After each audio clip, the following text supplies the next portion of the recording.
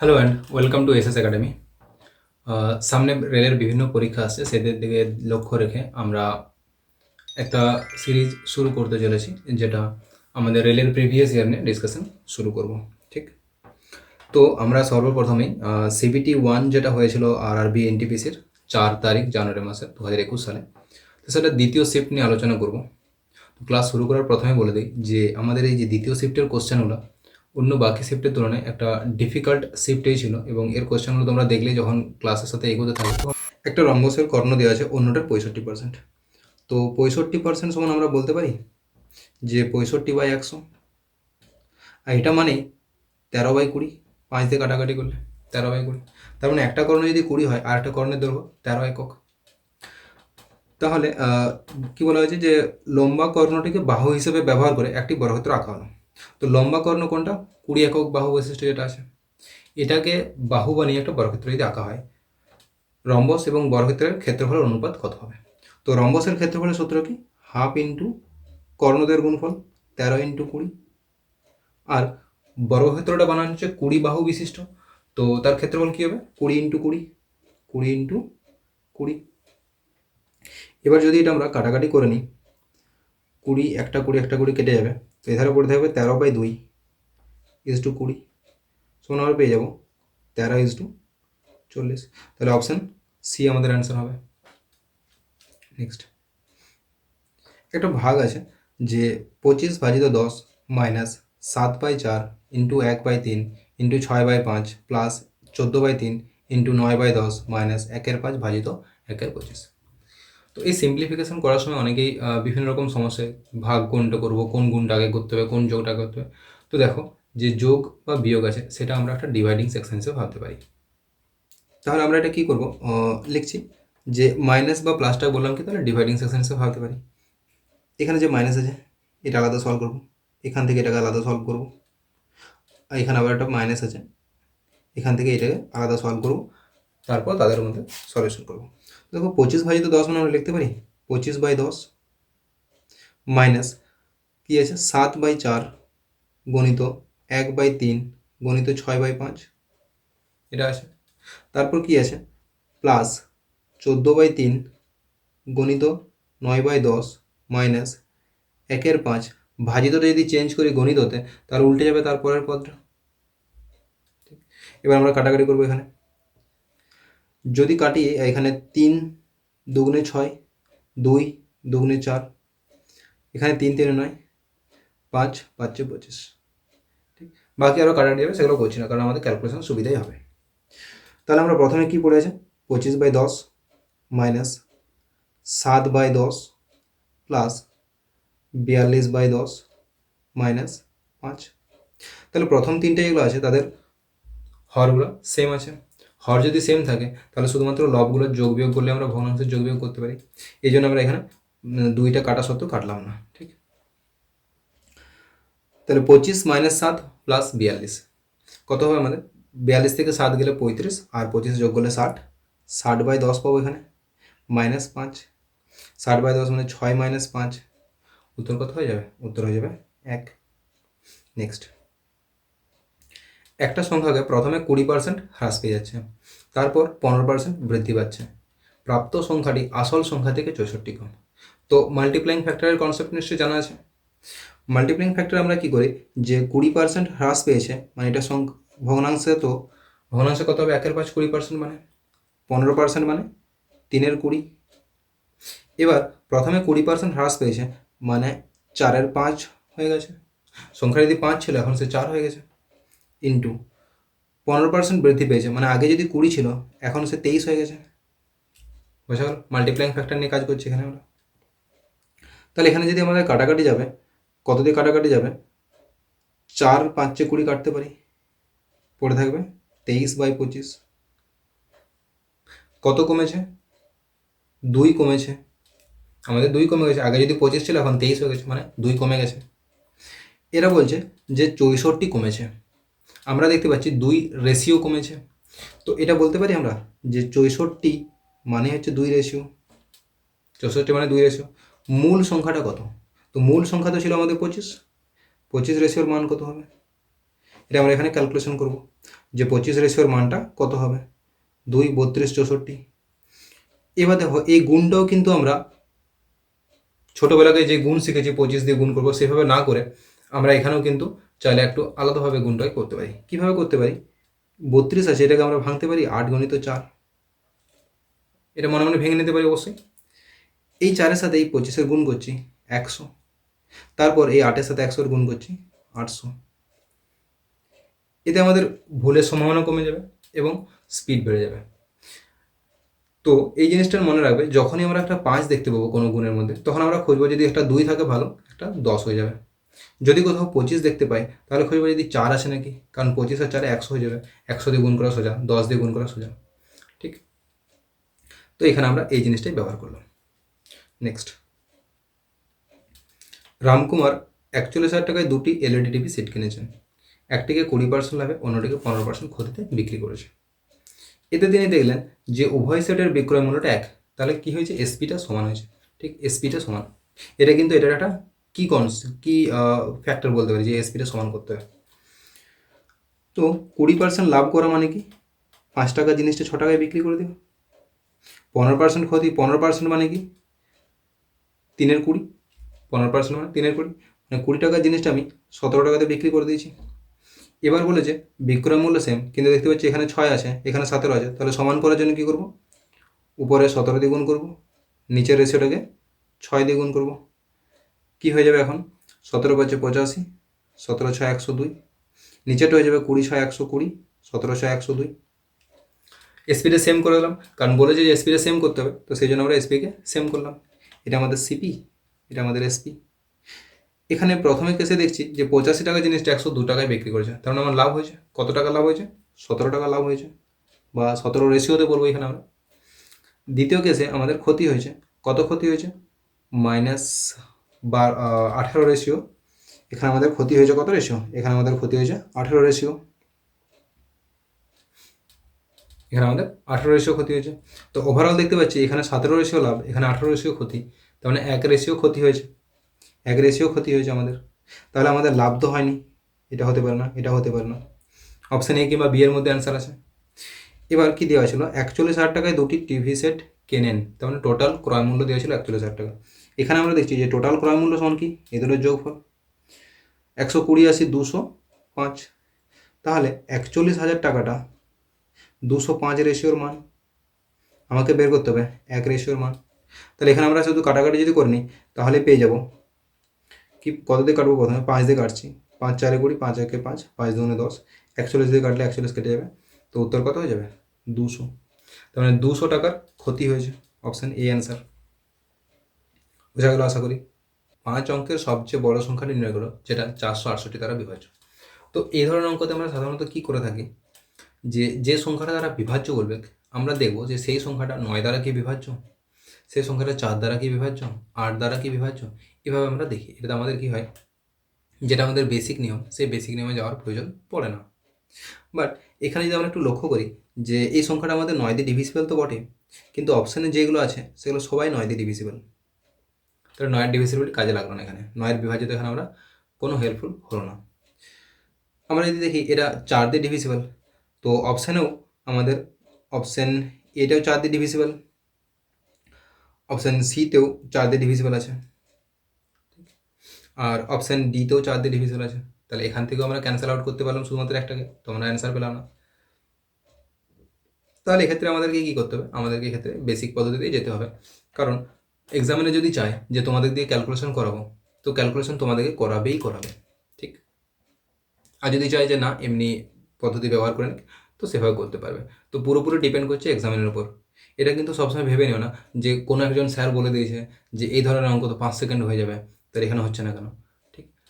সবসময় কিন্তু সব জায়গাতে সব কিছু লাগে না। যদি এক্সামিনার চায় যে তোমাদের ক্যালকুলেশন করাবো, তো তোমাদের অবশ্যই ক্যালকুলেশন করাবে। এখানে আমরা চুপচাপ কী করবো, ক্যালকুলেশনটা করবো।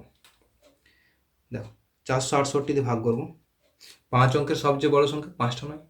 আমরা চাইলে তারপরের জাস্ট পরের সংখ্যা মানে 1-এর পরে 5টা মানে 6 অঙ্কের যেটা ক্ষুদ্রতম সংখ্যা সেটাকে দিয়েও কাজ চালাতে পারি। তো আমরা সেটাই নিচ্ছি, কারণ 9 দিয়ে ভাগ করা থেকে 0 ভাগ দ্বারা জিনিসটা সুবিধা হয়ে যায় আমাদের। 6 অঙ্কের ক্ষুদ্রতম সংখ্যা নিলাম, এটা ভাগ করবো, 2 দিয়ে খাবে, 2 8 16, 2 6 12 13, 2 4 8 9, 4 3 4 6, 9 10 0। ওকে, তো 64 পেলাম। 0। যখন ভাগ করবে, গুণ করবে বড় বড়, তখন কিন্তু একটু স্লোলি হয়ে যাবে, কারণ একবার যদি ভুল হয়ে যায় তোমাদের মাথাটা পরীক্ষার হলে এতটাই খারাপ হয়ে যাবে যে ওই ভাগটা আর খুঁজেই পাবে না যে কোথায় ভুল করলে, এবং তোমাদের এতটা টাইম নষ্ট হয়ে যাবে যে তোমরা কল্পনাও করতে পারবে না, পরে আফসোস করতে হবে। আর এটা আমি আমার এক্সপিরিয়েন্স থেকে বলছি, তোমরা নিশ্চয়ই জানো আমি অনেকগুলো এক্সামকে ক্লিয়ার করেছি, এবং সেই এক্সপিরিয়েন্স থেকে তোমাদের বলছি যে কোথায় ভুল হওয়ার সম্ভাবনা থাকে, কোথায় আমাদেরকে সিলি মিস্টেক থেকে বাঁচতে হবে। তো কথাগুলো ধ্যান দিয়ে শুনবে, প্রত্যেকটা কথাই কিন্তু ইম্পর্ট্যান্ট।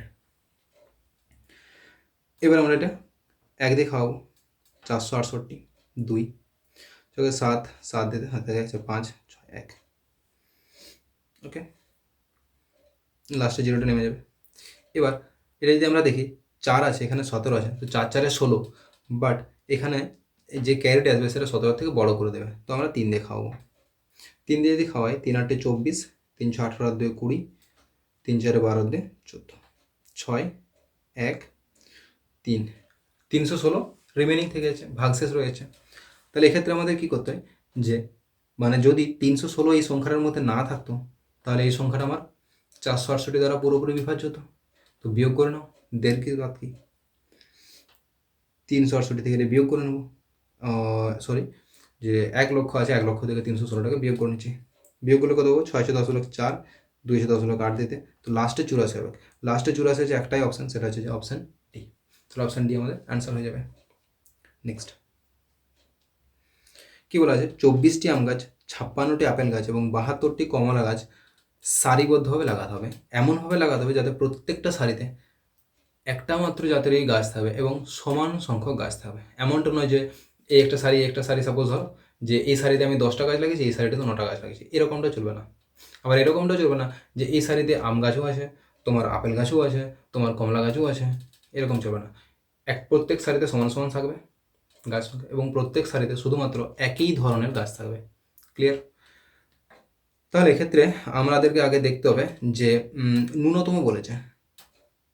ন্যূনতম যদি না বলতো তাহলে আমরা প্রত্যেকটা সারিতে একটা একটা করে গাছ লাগিয়ে দিতাম, কিংবা দুটো দুটো করে লাগিয়ে দিতাম, তিনটে তিনটে করে লাগিয়ে দিতাম, অনেক কিছু পসিবিলিটি হতে পারতো। কিন্তু যখন বলে যে ন্যূনতম, মানে আমার সারির সংখ্যাটাকে কমসে কম হতে হবে, ঠিক, সারির সংখ্যাটাকে কমসে কম হতে হবে। তো কীভাবে করবো এখানে, যে 24 56 72 আছে, তার মানে এমন কিছু একটা সংখ্যা নিতে হবে যেটা এই সমস্ত সংখ্যাগুলোকে ভাগ করতে পারবে, সেইভাবেই ভাগটা করবো আমরা। তাহলে আমরা সেই সংখ্যাটাকে কী বলা হয়, যে কোনো তিনটে সংখ্যাকে যদি কোনো একটা সংখ্যা ভাগ করতে পারে, তাহলে সেটা বলা হয় আমরা কি, গসাগু। তাহলে আমরা এখানে গসাগু নেবো, যে 24 56 এবং 72-এর, 24 56 আর 72-এর কী নেবো, গসাগু নেবো। তো গোসাগু বের করারও বিভিন্ন ধরনের টেকনিক আছে, তার মধ্যে যেটা সব থেকে ইউজফুল সেটা হচ্ছে যে ক্যান্সেলেশন ফ্যাক্টর করতে পারি, যে এই যে তিনটে সংখ্যা বা চারটে সংখ্যার গোসাগু নির্ণয় করতে হবে, সেই প্রতিটা সংখ্যাকে কোন সংখ্যা দিয়ে ভাগ করা হচ্ছে সেই সংখ্যাটা আমরা ভাগ নিয়ে নেব। যেমন আমরা যদি দেখি এই অঙ্কটাতে 8 দিয়ে 3জনকে ভাগ করা সম্ভব, তো 8 দিয়ে ভাগ করে নিচ্ছি। হ্যাঁ, আর একটা জিনিস খেয়াল রাখবে যে তিনটাকেই কিন্তু ভাগ করতে হবে, তিনটে বা চারটে থাকবে সেই সবগুলোকেই ভাগ করতে হবে। এমনটা নয় যে কোনো দুজনকে ভাগ করছে, যেমন এখানে 24 আর 72, দুজনকে তো 24 ভাগ করে দেবে, বাট 24 কিন্তু গোসাগু নয়, কারণ 24 56কে ভাগ করতে পারবে না। তাহলে এমন কোনো সংখ্যা কমন নিতে হবে যেটা তিনটার মধ্যেই আছে, বা যে চারটা সংখ্যা বলবে সেই চারটা সংখ্যার মধ্যে থাকবে। ওকে, তাহলে এখানে আমরা কত নেবো, 8 নেবো, কারণ 8 সবার মধ্যে আছে। 8 যদি এখান থেকে কেটে নিই, তাহলে এখানে 3 পড়ে থাকবে, এখানে 7 পড়ে থাকবে, এখানে 9 পড়ে থাকবে, আর কিছু যাবে না। তাহলে গোসাগু কত হয়ে যাচ্ছে, 8। তার মানে প্রত্যেকটা সারিতে আমাদের 8টা করে গাছ থাকবে। এবার কোশ্চেন কি করেছে, যে ন্যূনতম সারির সংখ্যা নির্ণয় করতে হবে। তাহলে এখানে কখনো কখনো এটাও কোশ্চেন দেয় যে প্রত্যেকটা সারিতে কটা করে গাছ থাকবে, আর আরেকটা কোশ্চেন কী হয়, যে ন্যূনতম সংখ্যা সারির কতগুলো হবে। এখানে দ্বিতীয় কোশ্চেনটা জিজ্ঞেস করা হয়েছে। তো যে 24টা আম গাছ আছে, সেই 24টা আম গাছ লাগানোর জন্য যদি প্রত্যেকটা সারিতে 8টা করে আমি গাছ লাগাই, কটা সারি হবে, 3টে সারি হবে। 56টা গাছ আছে, যদি প্রত্যেকটাতে 8টা করে লাগাই, 7টা গাছ হবে, সেম 9টা হবে। তার মানে টোটাল সারি কত হবে, 7 3 10 প্লাস 9 19টা, টোটাল সারি হয়ে যাবে 19টা। নেক্সট, দুটি গাড়ি আহমেদাবাদ থেকে যাত্রা শুরু করে এবং একটি গাড়ির গতি অন্যটির চেয়ে 200 কিমি পার ঘন্টা বেশি হওয়ায় বিপরীত দিকে চলে। ঠিক, যদি তারা 9 ঘন্টা পরে 4500 কিলোমিটার দূরে থাকে তাহলে উভয় গাড়ির গতির সমষ্টিটা নির্ণয় করতে হবে। কী বলা হয়েছে যে এখানে কোথাও একটা আহমেদাবাদ সিটি আছে, এখানে সেম জায়গাতে দুটো গাড়ি আছে, একটা গাড়ি এদিকে জার্নি শুরু করেছে আর একটা গাড়ি এদিকে জার্নি শুরু করেছে। একটা গাড়ির গতি যেটা ফার্স্ট গাড়ি, যেটা স্পিড, দুটোর মধ্যে যেটা স্পিড বেশি, সেটা কত স্পিড বেশি আছে? 200 কিমি পার ঘন্টা বেশি আছে। বাট এই তথ্যটা আমাদের এখানে কাজে লাগবে না। 9 ঘন্টা পরে আমরা দেখতে পাচ্ছি যে দুজনকার মধ্যে দূরত্ব 4500 কিলোমিটার। 4500 কিলোমিটার এখান থেকে এতটা। ঠিক, কতক্ষণে গেছে এই রাস্তাটা? 9 ঘন্টাতে। জানতে চাইছে গাড়ির গতির সমষ্টি কত। তো সমষ্টি গতি মানে কি? দূরত্ব বাই সময়। তো দূরত্ব তো 4500 আর সময় তো 9 ঘন্টা, তাহলে স্পিড কত হয়ে যাবে? 500 কিমি পার ঘন্টা। অপশান বি আমাদের অ্যান্সার হবে। তাহলে এই তথ্যটা কিন্তু এখানে এক্সট্রা ইনফো দেওয়া আছে। অনেক সময় কি হয়, এক্সামিনার আমাদেরকে এক্সট্রা ইনফো দিয়ে কী করে বোকা বানানোর চেষ্টা করে, বাট আমরা কিন্তু বোকা হব না। ঠিক, ক্লিয়ার? যেন কথাটা মনে থাকে। এটা সব থেকে বেশি করা হয় যখন পার্সেন্টেজ রিলেটেড কোশ্চেন হয়, সেখানে এক্সট্রা ফালতু এমন তথ্য দিয়ে দেবে যে তথ্যটা যদি আমরা কাজে লাগাতে যাই, কাজে লাগালে অ্যান্সার আসবে, কিন্তু ওটা ফালতু আমরা ওটা না লাগালেও ব্যবহার করতে পারি। ঠিক, নেক্সট কোশ্চেন কি বলেছে? 11 জন সদস্যদের একটি ক্রিকেট দলের অধিনায়কের বয়স দিয়েছে 35 বছর। ওকে, মানে ক্যাপ্টেনের বয়স দিয়েছে 35 বছর এবং উইকেট রক্ষক অধিনায়কের চেয়ে 5 বছরের বড়। তো উইকেট রক্ষকের বয়স কত হবে তাহলে? 40 বছর। অধিনায়কের বয়স কত? 35 বছর। এই দুজনের বয়স যদি বাদ দিয়ে দিই, তাহলে দুজনের বয়স বাদ দিলে বাকি কজন পড়ে থাকলো? 9 জন। বাকি খেলোয়াড়দের গড় বয়সটা পুরো দলের গড় বয়স হচ্ছে 3 বছর কমে যাবে। পুরো দলের গড় বয়স কত? তাহলে আমাদের কোশ্চেন কী আছে? পুরো দলের গড় বয়স। আমরা ধরে নেব যে এই পুরো দলটা 11 জনের, এদের গড় বয়স X বছর। ঠিক, তাহলে এই দুজনকে যদি বাদ দিয়ে দিই, ক্যাপ্টেনকে আর কিপারকে যদি বাদ দিয়ে দিই, তাহলে বাকি যে 9 জন থাকবে তাদের গড় বয়সটা কত হয়ে যাবে? 3 বছর কম, X মাইনাস 3 বছর। ক্লিয়ার? এবার আমরা এটা বলতে পারি যে 9 জনের বয়সের টোটাল সমষ্টি সমানই 9 জনের টোটাল সমষ্টি। এই ঘটনাটা আমরা এখানে করব। তাহলে 11 জনের সমষ্টি কত? 11x। এখান থেকে বাদ দিয়ে দিচ্ছি উইকেট রক্ষক এবং অধিনায়ককে। তাহলে এটা পড়ে থাকলো কি? এটা পড়ে থাকলো আমার 9 জনের বয়স। এটা সমানে আমি বলতে পারি যে 9 ইন্টু এক্স মাইনাস 3, কারণ এক্স মাইনাস 3 এটা 9 জনের গড় বয়স। তাহলে 9 জনের বয়সের সমষ্টি 9 ইন্টু এক্স মাইনাস 3, বা 11x মাইনাস 75 সমান 9x মাইনাস 27। 11x এধারে এসে মাইনাস 9x হয়ে যাবে, মাইনাস 75 ধারে যে প্লাস 75 হবে, মাইনাস 27, বা 2x সমান কি পেয়ে যাচ্ছি? 8, 48। x সমান কত পেয়ে যাচ্ছি? 24। আমাদের তো এটাই জানতে চেয়েছিল যে x এর মান কত, পুরো দলের গড় বয়স। তো পুরো দলের গড় বয়স অপশান এ আছে, 24 বছর। অনেক সময় কি জিজ্ঞেস করে যে বাকি খেলোয়াড়দের গড় বয়স কত, সেক্ষেত্রে 24 মাইনাস 3 সমান হয়ে যাবে 21 বছর। তো এই দুটো কোশ্চেন কিন্তু জিজ্ঞেস করা হয়, 24 বছর বা 21 বছর, এই দুটোর। এবার দেখো একটা ভয়ঙ্কর সব কোশ্চেন। 4 বছরে বার্ষিক চক্রবৃদ্ধিতে নিজের থেকে এত অংশ হয়ে যায় এমন একটি রাশির জন্য সুদের হারটা নির্ণয় করতে হবে।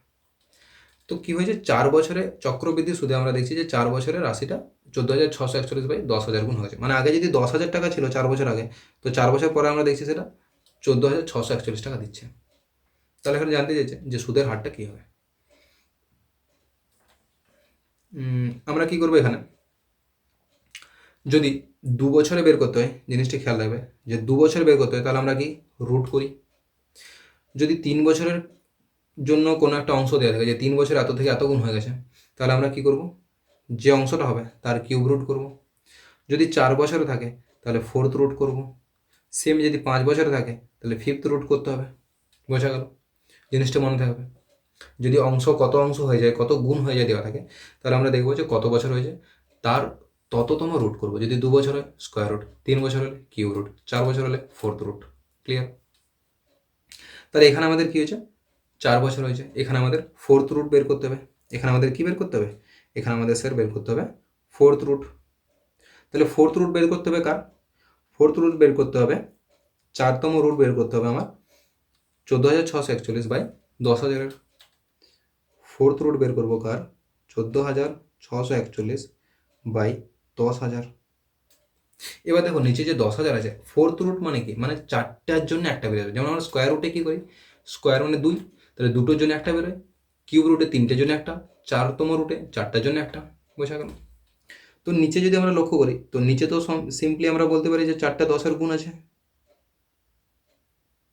তাহলে নিচটা নিয়ে আমাদের কোনো মাথা ব্যথা নেই, আমাদের যা মাথা ব্যথা শুধু উপরটা নিয়ে, যে 14,641কে ভাঙলে কোন 4টে সংখ্যার গুণফল আসবে। ঠিক, তো ডাইরেক্টলি আমরা ফোর্থ রুট কিন্তু বের করতে পারি না, আমাদেরকে প্রথমে স্কোয়ার রুটে যাবো, সেই স্কোয়ার রুট থেকে আবার স্কোয়ার রুট করবো। তাহলে 14,641-এর স্কোয়ার রুট বের করছি, বর্গমূল করব, শেষ দিক থেকে দুটো জোড়া বাঁধালাম, আবার দুটো জোড়া বাঁধাতে হবে। আমি বলছি না এখানে শেষ দুটো জোড়া তো বাঁধাও, বাট তারপরে আর দুটো করে বাঁধাতে হবে এরকম কোনো বাধ্যবাধকতা নেই, আমরা চাইলে 3টাকে একসাথে বাঁধাতে পারি। খেয়াল থাকবে। 12 144, 241, 12 × 24, 1 দিয়ে ভাগ দিচ্ছি 241, কত পেয়েছি? 121। 121কে যদি আবার বর্গমূল করি পেয়ে যাবো 11 × 11। তার মানে আমরা দেখতে পেলাম 14641 4টে 11-এর গুণফল, 11 × 11 × 11 × 11। ফোর্থ রুট থাকা মানেই 4টার জন্য একটা বেরিয়ে আসবে। তো যদি 10 টাকা ছিল, সে 1 বছর পরে 11 টাকা হয়ে গেছে, তার মানে বেড়েছে কত টাকা? 1 টাকা। কত টাকার উপরে? 10 টাকার উপরে। সুদের হার কত? ইন্টু 100%, সমান পেয়ে যাবো আমরা 10%। তো সুদের হার কত হলো? 10%। নেক্সট কি বলা হয়েছে? 400 এবং 500-এর মধ্যে সংখ্যার যোগফল নির্ণয় করুন, যাতে 8, 12 এবং 16 দ্বারা ভাগ করলে প্রত্যেক ক্ষেত্রেই 5 ভাগশেষ থাকবে। তাহলে দুটো কন্ডিশন আছে। ফার্স্ট কন্ডিশন কি, যে সংখ্যাগুলোকে অবশ্যই 400 থেকে 500-এর মধ্যে হতে হবে, আর সেই সংখ্যাগুলোকে 8, 12 এবং 16 দ্বারা ভাগ করলে হবে না, ভাগ করার পরে 5 রিমেনিং থাকতে হবে, 5 ভাগশেষ থাকতে হবে। ঠিক, তাহলে এমন কোন সংখ্যা আছে যাকে আমরা 8, 12 এবং 16 দিয়ে ভাগ করতে পারি? তোমরা বলবে স্যার ওদের লসাগু যে আছে সেই। তো 8, 12, 16-এর এলসিএম কত হবে? এলসিএম অফ 8, 12, 16 কত হবে? তাহলে এলসিএম বের করার জন্য আমরা কি করব? দেখব যে এই সংখ্যাগুলোর মধ্যে 8 আর 16, 8 তো 16-এর মধ্যেই আছে, তাহলে 8কে কনসিডার করার কোনো প্রয়োজন নেই। এবার আমরা 8 আর 16 লসাগু 16, মানে আমরা যে কোনো দুটো করে লসাগু কিন্তু বের করতে পারি। যে প্রথমে 8 আর 16 লসাগু দেখলাম, 16 হচ্ছে, 16-এর মধ্যে 8 ঢুকে আছে। ঠিক, এবার 16 আর 12-এর মধ্যে এলসিএম নেব। এখানে আমরা কি করব, যেটা বড় সংখ্যা দেবে সেই সংখ্যাটার যেটা আমরা মাল্টিপ্লাই বলি, যে 16কে নামতা বলি, সেটা ঘষতে থাকবো। যেমন 16-কে 16 12 দিয়ে ভাগ করা যায় না। যদি আমরা দেখি 16-1-কে 16, সেটাকে 12 দিয়ে ভাগ করা যায় না। 16 2 32, 12 দিয়ে ভাগ করা যায় না। 16 3 48, এটা তো 12 দিয়ে ভাগ করা যায়, তার মানে লসাগু হয়ে যাবে 48। বোঝা হলো কীভাবে করলাম? তাহলে এদের লসাগু কত হয়ে যাচ্ছে? এদের লসাগু হয়ে যাচ্ছে 48। তাহলে এই সংখ্যাগুলো লসাগু আমরা কত পেয়ে গেলাম? এই সংখ্যাগুলোর আমরা লসাগু পেয়ে গেলাম 48। কিন্তু 48 হলে কি হবে? 48কে আমাদের ওইটা কি জানতে চেয়েছে? আমাদের জানতে চেয়েছে যে ভাগ করা নয়, ভাগ করলে 5 ভাগশেষ থাকতে হবে। তো 48কে তো ভাগ করে দেবে, বা 48-এর সাথে যদি আমি কোনো একটা সংখ্যা 2 বা 3 বা 4 বা 5 গুণ করি, সেটাকেও ভাগ করতে পারবে। তাহলে আমরা এটা বলতে পারি যে এই নাম্বারটা আছে 48 ইন্টু n, যেখানে n এর মানটা 1, 2, 3, 4, 5 এরকম চলতে থাকবে। সেই সংখ্যাটাকে 8, 12, 16 দ্বারা ভাগ করা যাবে। 5 যদি ভাগশেষ থাকতে হয়, তাহলে এর সাথে আমরা 5 জুড়ে দেবো। 6 ভাগশেষ থাকলে 6 জুড়ে দিতাম, 3 ভাগশেষ থাকলে 3 জুড়ে দিতাম। বোঝা গেল? তার মানে সংখ্যাটা আমাদের 48n ইন্টু 48n প্লাস 5 এই ফর্ম্যাটে আছে, যেখানে n এর মানটা 1, 2, 3 ডট ডট ইনফিনিটি পর্যন্ত হতে পারে। ঠিক, এবার আমাদেরকে ফাইন্ড আউট করতে হবে যে n এর এমন কিছু ভ্যালু নেব, এই যে সংখ্যাগুলো আছে তার মধ্যে এমন কিছু নেবো যাতে সংখ্যাটা 400 থেকে 500-এর মধ্যে লাই করে। ঠিক, 400-এর বাইরে হলেও হবে, মানে 400 থেকে আগে হলেও চলবে না, 500 থেকে বেশি হলেও চলবে না। তো আমরা প্রথমে 10 নিচ্ছি এনের মান। এনের মান যদি 10 নিই, তাহলে এই রাশিটার মান কত হবে? 485। এনের মান যদি 11 নিই, তাহলে এর থেকে তো অ্যাটলিস্ট 48 বেড়ে যাবেই যাবে। এর থেকে আর 48 তো বাড়বেই। তো 48 বেড়ে গেলে নিশ্চয়ই আমাদের সেটার 500 যে লিমিটটা দিয়ে দিয়েছে সেই লিমিটের মধ্যে থাকবে না, তাহলে আমাদেরকে বাড়ানোর দরকার নেই, আমরা কমে দেখব। এনের মান যদি 9 হয় তাহলে 9 ইন্টু 48 মানে 9 8 72, 9 4 36, 7 43, 432 আর 5 437, যেটা আমার লিমিটের মধ্যেই আছে। এবার এখান থেকে যদি আরও 48 কম করি, মানে যদি এনের মানটা 8 নিই, সেটা কিন্তু 400 থেকে আগে চলে যাবে, সেটা আমার লিমিটের মধ্যে থাকবে না। তাহলে এই দুটোই মাত্র সম্ভব নাম্বার। এবার এই দুটো নাম্বারের কী বলেছে, যোগ করতে বলেছে, সংখ্যাগুলির যোগফল। 7 5 12, 8 4 12 2, 942 অপশান। সরি, এখানে ভুল হলো একটু, এখানে ভুল হলো বলতে এটা আমাদের 7 5 12 2 হাতে থাকছে 1, 3 4 8 12 2 হাতে থাকছে 1, 922 হবে অ্যান্সার, ঠিক, অপশান এ। নেক্সট একটা দেখো, খুবই সোজা একটা সরল আছে। তো এই সরলটা তোমাদের হোমওয়ার্ক থাকবে, এটা আশা করি কাউকে বলার প্রয়োজন লাগবে না, এটা হোমওয়ার্ক থাকবে। এর কোশ্চেনটা অ্যান্সার করে আমাকে কমেন্ট বক্সে জানাবে এটার অ্যান্সার কত হবে, কমেন্ট বক্সে জানাবে এর অ্যান্সার কত হবে, ঠিক। ডেভিড 1,20,000 টাকায় একটি গাড়ি বিক্রি করে 20% লাভ করেছে। 20% লাভ করা মানে কি? আমরা বলতে পারি স্যার 20% লাভ করা মানে 120%-এ সে বিক্রি করে দিয়েছে, যেটা ক্রয় মূল্য তার 120%-এ বিক্রি করে দিয়েছে। তাকে 30% লাভ করতে হবে, তার মানে তাকে ক্রয় মূল্যের 130%-এ বিক্রি করতে হবে, যেটা ক্রয় মূল্য তার 130% যদি বিক্রি করি তবে আমি বলতে পারি যে 30% লাভ হয়েছে। এবার ক্রয় মূল্যের 120% মানেই 1,20,000 টাকা, 1,20,000 টাকা মানেই ক্রয় মূল্যের 120%, ক্রয় মূল্যের 130% জানতে চেয়েছে। এবার এটা আমরা কাটাকাটি করে নেব, কাটাকাটি করলে আমরা দেখতে পাবো পার্সেন্টে কেটে যাবে, 120 120 কেটে যাবে, পড়ে থাকবে 130-এর পরে 3টে শূন্য, অপশান বিতে আমাদের আনসার আছে। এটা সোজা অঙ্ক ছিল অবশ্যই। Next, a plus b plus c সমান 14, a b plus b c plus c a সমান 47, এ বি সি সমান 15, a cube plus b cube plus c cube এর মান কত? তো এই অঙ্কটা যারা এসএসসি সিজিএল বা সিএইচএসএল দিতে যাবে, এমটিএস দেবে, তাদের জন্য তো খুব ইম্পর্ট্যান্ট। এই ধরনের অঙ্ক পরীক্ষাতে আসেই আসে, ঠিক। এনটিপিসি তো মাঝে মাঝে জিজ্ঞেস করে নেয়। তো দেখো, এটাই করার জন্য আমাদের দু একটা সূত্র কিন্তু মনে রাখতে হবে, আশা করি অনেকের মনে থাকবে। কি সূত্র? না, সূত্রটা হচ্ছে এরকম, a cube plus b cube plus c cube minus 3ab সমান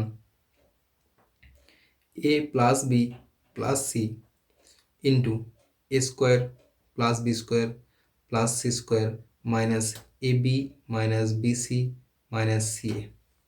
এই একটা সূত্র খেয়াল রাখতে হবে। আর একটা সূত্র কী আছে এরই, half into a plus b plus c into a minus b whole square plus B minus c whole square plus c minus a whole square. আরও দুটো সূত্র ফর্মুলেট করা যায়, বাট সেই দুটো সূত্র আমাদের না মনে রাখলেও যথেষ্ট, ঠিক। এই দুটো সূত্র তোমাদেরকে অবশ্যই অবশ্যই মুখস্থ রাখতে হবে, যার মধ্যে প্রথম সূত্রটা আমাদের এই অঙ্কে কাজে লাগবে। দ্বিতীয় সূত্রটা কখন কাজে লাগে? যখন এ বি সি এর আলাদা আলাদাভাবে মান দিতে হবে, বলে দেবে এ এর মান 94, বি এর মান 96, সি এর মান 98, তাহলে a cube plus b cube plus c cube minus 3abc এর মান কত? তো সেই সব ক্ষেত্রে আমাদের এই অঙ্ক দ্বিতীয় সূত্রটা কাজে লাগে, নাহলে আমাদের প্রথম সূত্রটা ব্যবহার করব। আরেকটা সূত্র মনে রাখতে হবে, a plus b plus c তার হোল স্কোয়ার সমান a square plus B square plus a square plus 2 into a b plus b c plus c a. তাহলে এই তিনটে সূত্র কিন্তু আমাদেরকে ভালোভাবে মনে অবশ্যই রাখতে হবে। আমি তোমাদেরকে এটা মার্ক করে দিচ্ছি যে এই তিনটে কিন্তু সূত্র অবশ্যই এবং অবশ্যই তোমরা মুখস্থ রাখবে। এটা বীজগণিতের যে কোনো অঙ্ক করার সময়তেই কিন্তু আমাদের খুব খুব কাজে লাগে, তাই এই সূত্রগুলো ভুললে চলবে না। তো দেখো কি বলা হয়েছে এখানে, এ প্লাস বি প্লাস সি সমান 14 দেওয়া আছে, আমরা মান বসাচ্ছি এই সূত্রটাতে। এ প্লাস বি প্লাস সি এর মান যদি 14 হয়, তাহলে 14 স্কোয়ার মানে 196 সমান a square plus B square plus c square, এটার মানটা আমরা বের করবো। এই যে a square plus B square plus c square আছে, এটার মানটা আমরা বের করবো। প্লাস কী দেওয়া আছে, a b plus b c plus c এর মান দেওয়া আছে 47, 47 ইন্টু 2 মানে 94। তাহলে এটার মানটা কত হতে হবে যাতে যোগফল 196 হয়? তোমরা বলবে স্যার এটার মান 102 হতে হবে। এবার আমরা ফার্স্টের ইকুয়েশনটা ব্যবহার করছি, যে ফার্স্ট এটা আছে, এটাতে মান বসাচ্ছি। A cube plus b cube plus c cube এর মান তো আমরা বের করবো। এবিসির মান 15, তাহলে -3 এবিসির মান -45 সমান a plus b plus c যার মান 14 into a square plus B square plus c স্কোয়ারের মান এই মাত্র আমাদের বেরোলো 102। A b plus b c plus c এর মান দেওয়া আছে 47, তাহলে -ab - bc - c এর মান কি হবে? -47। এটার মান কত হবে? -47। এখানে যদি আমরা ক্যালকুলেশন করি 14 গণিত কত পেয়ে যাব? 50 আর ওইদিকে 3 আর 2 5, 55। ক্যালকুলেশনটা করে নেবো এখানে আমরা। দেখো এটা আমরা এভাবে ভাঙতে পারি, 5 × 11, 14 সাথে 5 গুণ করলে 70, তার সাথে 11 গুণ করলে 770। তাহলে এভাবে আমরা এগুলো মনে মনে জিনিসটাকে, সংখ্যাটাকে প্রথমে ভেঙে নেবো, তারপর গুণটা করে নেবো, যার সাথে যা সুবিধা হবে তার সাথে তাকে গুণ করবো। তাহলে a cube plus b cube plus c cube এর মান কী হবে? 770 প্লাস 45, 5 7 আর 4 11, 815। কত হয়ে যাচ্ছে? 815। Option A answer.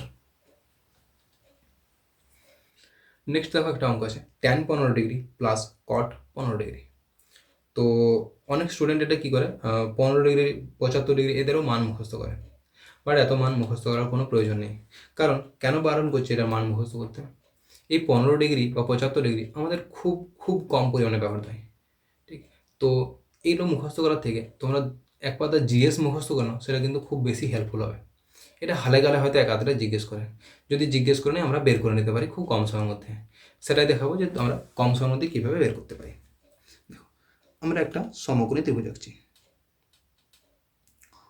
15 degree 75 degree কোণ বিশিষ্ট একটা সমকোণী ত্রিভুজ আঁকলাম। এটা তো 90 ডিগ্রি। তাহলে আমরা খেয়াল রাখবো যে 75 ডিগ্রির বিপরীতে থাকবে √3 + 1, 15 ডিগ্রির বিপরীতে √3 - 1, এদিকে 2√2। 75 ডিগ্রি বড় কোণ, তার বিপরীতে বড় বাহু √3 + 1, 15 ডিগ্রির বিপরীতে √3 - 1, আর এদিকে 2√2। এটা খেয়াল রাখলে তোমরা বের করে নিতে পারবে। কীভাবে বের করবে দেখো, tan 15 degree plus cot 15 degree. Tan মানে কি? লম্ব বাই ভূমি, লম্ব তো √3 - 1, ভূমি √3 + 1, প্লাস কট কি? ট্যানের উল্টা, মানে √3 + 1 বাই √3 - 1। এবার আমরা কি করবো এখানে? ভগ্নাংশের যোগ বিয়োগ। তাহলে উপরে পড়ে থাকবে √3 - 1 তার হোল স্কোয়ার প্লাস √3 + 1 তার হোল স্কোয়ার। এবার তোমরা কি একটা সূত্র দেখতে পাচ্ছ? এ প্লাস বি তার whole square plus A minus B তার হোল স্কোয়ার। কিসের সূত্র? 2 × a square plus B square. উপরটা আমরা পেয়েছি 2 × a স্কোয়ার, √3 স্কোয়ার মানে 3, প্লাস 1 স্কোয়ার মানে 1, বাই নিচেও a plus B into a minus B, a square minus B square, √3 square মানে 3 মাইনাস 1 স্কোয়ার মানে 1, তাহলে 2 × 4/2, 4 অ্যান্সার হয়ে যাচ্ছে আমাদের। নেক্সট দেখো, অনিল দুবেকে 3 বছরের জন্য 7200 টাকা ধার দিয়েছে এবং রাঘবকে 4 বছরের জন্য একই সুদের হারে সরল সুদে 8400 টাকা দিয়েছে ধার। সুদ হিসেবে তাদের কাছ থেকে মোট 4968 টাকা নিয়েছে। তো সুদের হারটা নির্ণয় করতে হবে। আমরা এখানে কি করব, যে 1 বছর হিসাবে ওইটার মূলধনটা বের করে নেবো, যে 1 বছর হিসেবে কত টাকা ধার দিয়েছে। তো দুবেকে 1 বছরের জন্য হিসেবে যদি বের করতে চাই, তো 3 × 7200 সমান 3 × 2 = 6, 3 × 7 = 21, 21600 টাকা। রাঘবকে 4 বছরের জন্য 8400 টাকা হিসাবে দিয়েছে। 4 × 4 = 16, 4 × 32 = 33। টোটাল কত? 0 0 6 6 12, 1 আর 3 5, 3 আর 2 5, 5 5 2, 2 0। এত টাকা টোটাল ধার দিয়েছে, মানে এটা আমাদের পি হয়ে যাবে। ইন্টারেস্ট কত দেওয়া আছে? ইন্টারেস্ট দেওয়া আছে 4 9 6 8। ইন্টারেস্ট সমান কি বলতে পারি আমরা? পি ইন্টু টি, এখানে তো আমরা 1 বছরে বের করে নিলাম, ইন্টু আর আমাদের বের করতে হবে বাই 100। এবার আমরা কাটাকাটি করবো এখানে, যদি দেখি যে 100-এর সাথে আমাদের 2 0 সাথে 2 0 কেটে যাবে। এখানে 2 আছে, এখানে 8 আছে, তার মানে হয় 2 4 8 হবে, কিংবা 2 9 18 হবে। তার মানে ইউনিট ডিজিট হয় 4 হবে কিংবা 9 হবে। এখন 4 দিয়ে ইউনিট ডিজিট তো কোনো অপশানে নেই, আছে কি 9 দিয়ে, তাহলে অপশান এটাই অ্যান্সার হবে। বোঝা গেল, এখানে আমরা ইউনিট ডিজিটের সাহারা নিয়ে অঙ্কটাকে না করে আমরা কিন্তু অ্যান্সারটা বের করে নিলাম। 20 জন পুরুষ এবং 15 জন বালক 10 দিন একটি কাজ করতে পারে। 25 জন পুরুষ 10 জন বালক 9 দিনে সেই কাজ করতে পারে। ঠিক, তাহলে আমরা এখানে কি করব, টোটাল ওয়ার্ক সমান টোটাল ওয়ার্ক। কীভাবে, আমরা ধরে নিচ্ছি প্রত্যেকটা পুরুষের কর্মদক্ষতা কত এম, প্রত্যেকটা বালকের কর্মদক্ষতা কত বি। তাহলে 20 জন পুরুষ কতটা কাজ করবে, 20 এম। 15 জন বালক 15 বি, কত দিনে, 10 দিনে। সমানই হচ্ছে যে 25 জন পুরুষ মানে 25 এম প্লাস 10 জন বালক মানে 10 বি ইন্টু 9। এবার আমরা এখানে দেখব যে কাটাকাটি যাবে, কত দিয়ে কাটাকাটি যাবে, 5 দিয়ে, 5 4 20, 5 3 15, 5 5 25, 5 2 10। প্রত্যেকটা সংখ্যা থেকে 5, প্রত্যেকটা সংখ্যাকে 5 দিয়ে ভাগ করা আছে, তাই আমরা ভাগটা করে নিলাম। এবার আমরা গুণ করব, 10 4 40 এম প্লাস 30 বি সমান 45 এম প্লাস 18 বি। যদি একই সাইডে নিয়ে যাই 45 এম মাইনাস 40 এম, আর এইদিকে হয়ে যাবে 30 বি মাইনাস 18 বি, তার মানে 12 বি সমানই 5 এম। 12 বি, বারবি ক্লাস এরকম একটা মুভি আছে না, 5 এম। তো আমাদের কি জানতে চাইছে, একজন পুরুষের দৈনন্দিন কাজের সাথে একজন বালকের কাজের অনুপাত নির্ণয় করো। তার মানে এম ইজ টু বি নির্ণয় করতে হবে, এম বাই বি। এম এর সাথে গুণ ছিল 5, তো 5 নিচে যাবে, 12 উপরে আসবে, তো এম ইজ টু বি সমান কী হয়ে যাবে, 12 ইজ টু 5। আমাদের কোথায় আছে, অপশান সিতে। কেউ ভুল করে অপশান এ মেরে বসে থাকো না, এটা কিন্তু সিলি মিস্টেকে বহুত হয়। যেখানেই তোমরা রেশিওর ব্যাপার দেখবে, যেখানে তোমরা মিশ্রণের অঙ্ক করবে, যেখানে তোমরা ব্যাসার্ধ ব্যাস নিয়ে অঙ্ক করবে, সেখানে একটু মানে খেয়াল রাখবে, ওখানে সিলি মিস্টেকটা বেশি হয়। ওখানে আমরা সাধারণত ব্যাসার্ধ বের করতে হ্যাবিচুয়েটেড। ঠিক, কোশ্চেন জিজ্ঞেস করে দেবে ব্যাস কত, তুমি ব্যাসার্ধর অ্যান্সারটা পেয়ে যাবে ফার্স্টেই, মেরে চলে আসবে, ঘরে এসে দেবে আমার তো ভুল হয়ে গেছে পুরো অঙ্কটা করার পরেও। তো এই জন্যই যখনই তোমরা মিশ্রণের অঙ্ক করবে, যখনই তোমরা অনুপাতের অঙ্ক করবে, যখনই তোমরা রেডিয়াস ডায়ামিটারের অঙ্ক করবে, সেখানে কিন্তু একটুকু সজাগ হয়ে যাবে যে এখানে সিলি মিস্টেক হতে পারে। ঠিক,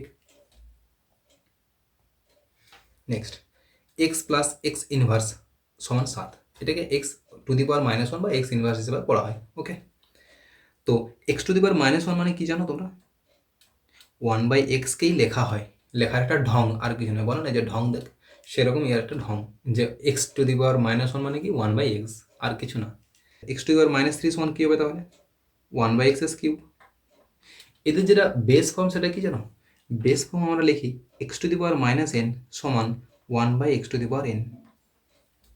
এটাই করি তো, পাওয়ারে যেটা থাকে উপরে গেলে কি হয়, মাইনাস হয়, সেই জিনিসটাই করা হয়েছে। এটাই হয়তো আমরা ধরতে পারি না অনেক সময় যে কী করে দিয়েছে মাস্টার এখানে। তো এখানে এনের মানটা 1, এনের মানটা 3, এনের মানটা 4 থাকতে পারে, এনের মানটা 5 থাকতে পারে, যে কোনো কিছু থাকতে পারে। এবার দেখো কোশ্চেনটা কতটা ইজি হয়ে গেল। কী দেওয়া আছে, এক্স প্লাস 1/x সমান 7, বের করতে কী হবে, x³ প্লাস 1/x³ সমান কত। এটা নিশ্চয়ই তোমরা সবাই জানো যে এক্স প্লাস 1/x সমান যদি পি হয়, তাহলে x² প্লাস 1/x² সমান p² - 2, আর x³ প্লাস 1/x³ সমান p³ - 3p। এই দুটো সূত্র নিশ্চয়ই সবাই ভালো করেই মুখস্থ করে নিয়েছো যখন বীজগণিত করেছো, সেটারে অ্যাপ্লাই করবো আমরা। তাহলে এই সূত্রগুলো কিন্তু আমাদেরকে অবশ্যই এবং অবশ্যই মনে রাখতে হবে যদি আমরা তাড়াতাড়ি অঙ্কগুলো করতে চাই। এই সূত্রগুলো অবশ্যই আমাদেরকে খেয়াল রাখতে হবে। তাহলে আমরা এখানে 2 নম্বর সূত্র ব্যবহার করব, p³ - 3p মানে 7 কিউব -3 × 7, 7 কিউব 343 -21, বিয়োগ করলে আমরা পাবো 3 2 2 322। অপশান কোথায় আছে, অপশান ডিতে অ্যান্সার আছে। বোঝা গেল। নেক্সট কি বলা হয়েছে, 6 সেমি ব্যাসের, এই যে চলে এসছে ব্যাসার্ধ, বিগ সাবধান, মানে এখানে 6 সেমি ব্যাসার্ধ, অনেকে কি হয় তাড়াতাড়িতে 6 সেমি ব্যাসার্ধ পড়ে চলে যায়, দিয়ে 6 সেমি ব্যাসার্ধ নিয়ে উত্তোলন করে নেবে। আর এক্সামিনার এতটাই চালাক হয় যে 6 সেমি ব্যাস 6 সেমিকে ব্যাসার্ধ ধরে অ্যান্সার যেটা হবে সেটাকে অপশান এতেই রেখে দেয়। ঠিক, এটা কিন্তু এক্সামিনার চালাকি করে থাকে অনেক সময়। আমরা তাহলে কী করবো, এই জন্য আমাদেরকে এই সিলি মিস্টেক থেকে বাঁচার একটাই উপায়, সেটা হচ্ছে আমরা যখন কোনো একটা অঙ্ক করবো তখন সেটাকে ক্লিয়ারলি ভালোভাবে পড়বো যে কী বলেছে, ধীর স্থিরভাবে পড়বো। ধীর স্থির মানে কিন্তু স্লো নয়, ধীর স্থির মানে কিন্তু স্লো নয়, এই জিনিসটা মনে রাখবে। ধীর স্থিরভাবে পড়বো, তাহলে আমাদেরকে একবার পড়লে আমরা বুঝতে পেরে যাবো যে কোশ্চেনে কী বলেছে। নইলে আমরা এরকম করবো, আবার পড়বো আবার পড়বো, পড়তে পড়তেই তোমাদের টাইম শেষ হয়ে যাবে, মাথাতে ঢুকবে না কিছুই। এই জন্য বলছি, যখন তোমরা পড়বে তখন লাইনটা একটু বুঝে শুনে পড়বে যে দেওয়া কী আছে, ভুল হবে না, সিলি মিস্টেক থেকে বেঁচে যাবে। কারণ একটা অঙ্ক তুমি না পারো সেটাতে যতটা কষ্ট লাগে তার থেকে বেশি কষ্ট লাগে যখন পারা অঙ্কটা তুমি সিলি মিস্টেক করে আসো, তাই তো? সেই জন্যই বলছি আমরা ধীর স্থিরভাবে অঙ্কটাকে পড়বো। 6 সেমি ব্যাসের কয়েকটি সিসার গোলক একটি নলাকার বিকারে ফেলে দেওয়া হলো। ঘটনাটা কী বলছে দেখো, যে এরকম একটা নলাকার বিকার আছে, ওকে, নলাকার বিকার মানে সেটা চোঙ আকৃতি বিকার, সেখানে কিছু জল আছে, এখানে কিছু আমার লাল কালারের জল আছে, ঠিক, স্পেশাল জলটা আনা হয়েছে তোমাদের জন্য। এবার এতে কী করছি, কিছু গোলককে ফেলে দিচ্ছি, যে কিছু গোলককে যখন নিমজ্জিত করছি যেগুলো সম্পূর্ণরূপে নিমজ্জিত হয়ে যাচ্ছে। কতগুলো গোলক দেওয়া নেই সেটাই জিজ্ঞেস করেছে, যে কতগুলো গোলক। যদি গোলকগুলো আমি ফেলে দিই এখানে গোটা কত, না এক সংখ্যক গোলককে ফেলা হয়েছে, তাহলে এই যে জলের স্তরটা আগে যে এতটা ছিল, এখন নতুন কিছু একটা জলের স্তর কী হবে, এখন জলের স্তরটা একটু বাড়বে, এখন জলের স্তরটা কী হয়ে যাবে, একটুকু বেড়ে যাবে। সাপোজ ধরে নিচে এতটা হয়ে গেছে,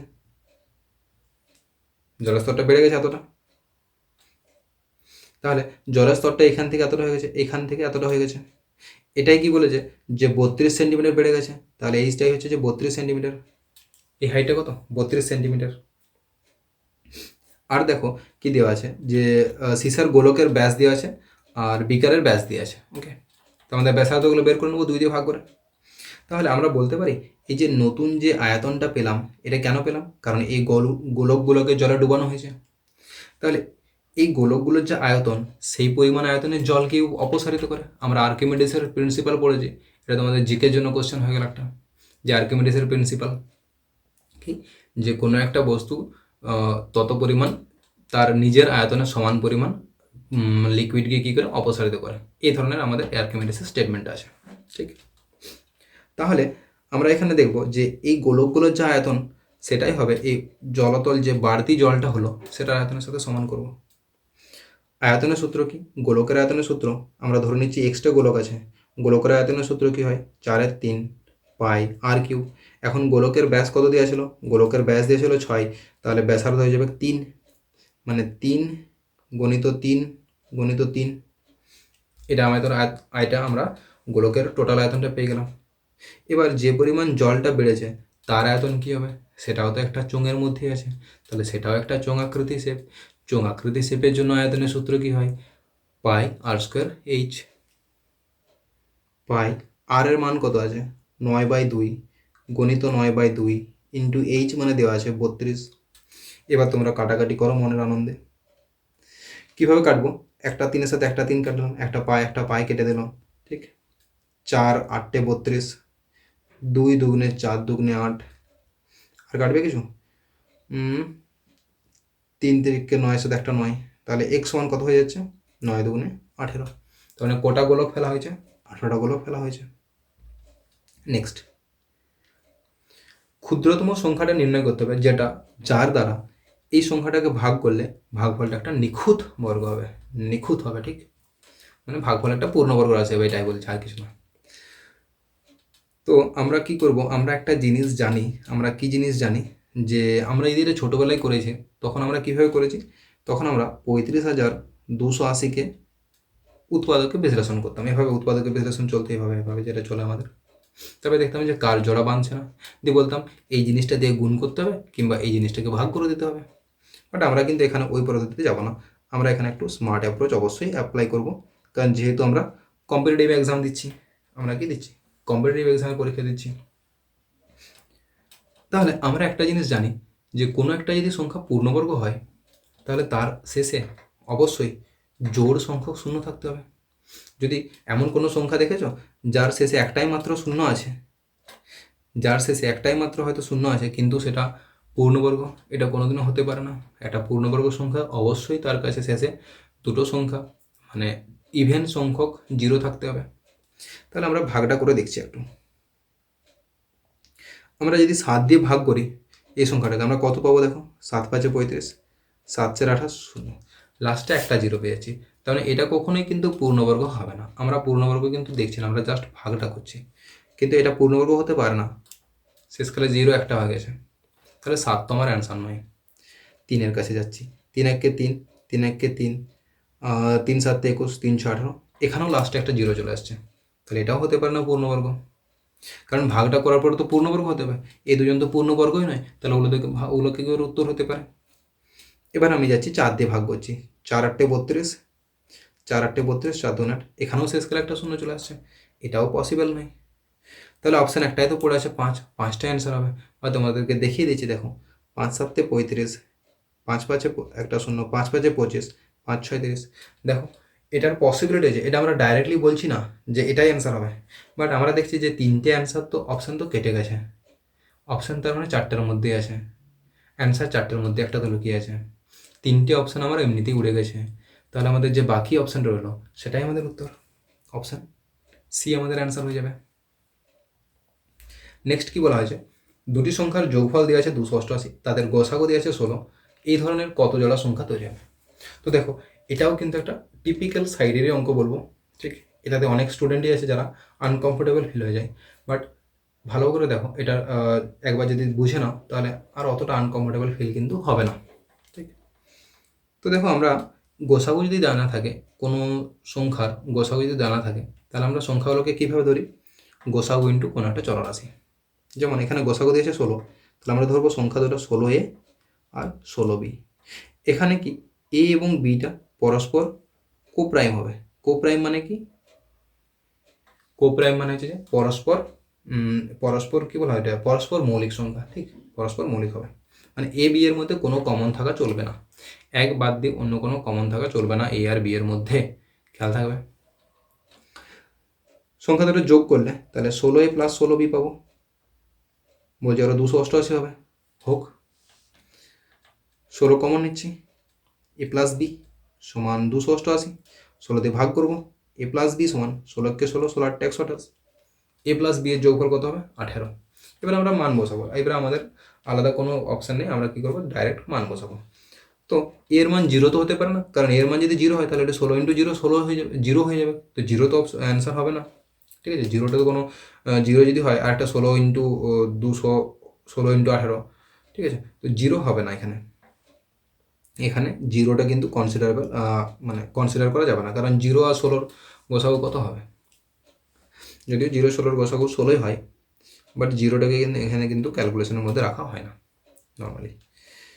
তো একে 1 নিচ্ছি, বিকে আমরা 17 নিচ্ছি, একে 1 নিচ্ছি, বিকে 17 নিচ্ছি, তাহলে 1 আর 17 দুটোই কিন্তু প্রাইম নাম্বার, তো পরস্পর প্রাইম নাম্বার, তাহলে এই পেয়ারটা সম্ভব। 2 প্লাস 16 এটা তো পরস্পর প্রাইম নয়, এটা হতে পারে না, কারণ আমাদের বলা কি যে এ এবং বিকে কো প্রাইম হতে হবে। 3 প্লাস 15 হলেও 18 হবে, 3 আর 15টা কো প্রাইম নয়, তাহলে এটাও হবে না। 4 প্লাস 14 এটাও কো প্রাইম নয়, 5 প্লাস 13 এটা কো প্রাইম, তাহলে এটা হতে পারে।